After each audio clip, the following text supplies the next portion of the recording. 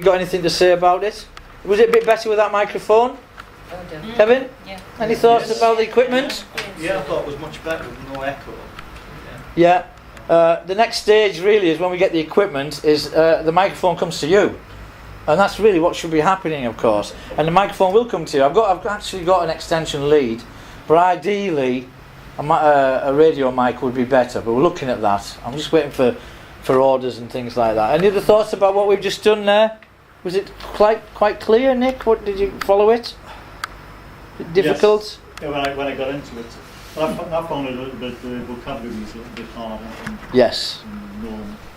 Yeah, that's a fair comment, because some of the vocabulary was in there was new to us, and maybe if we think about it, we should maybe look at the document before Andre speaks to understand, so we understand what he's saying. It might save time, mightn't it? Any thoughts, Gwen? Well, does Andre always stick to that time? Because we're coming in dribs and drabs. Good point. Could Andre be moved later? Yes. We could be up and running. Possibly. That's a good idea. So maybe if I ask Andre to come a bit later in the group, and we could have a look at the resource a bit more. That's a good point. Yeah. Any other thoughts on that, Ken? Yeah, it'd be a good idea, because as I say, some people are a bit later, and for no reason of fault of their own, it's difficult to get into it. That's right. So maybe we put it at 2 o'clock. Yes. See, if we say, right, we're going to go to Andre's online class at 2 o'clock, which is halfway through ours. That might be better. I think you're right there, actually. That's a good point, that.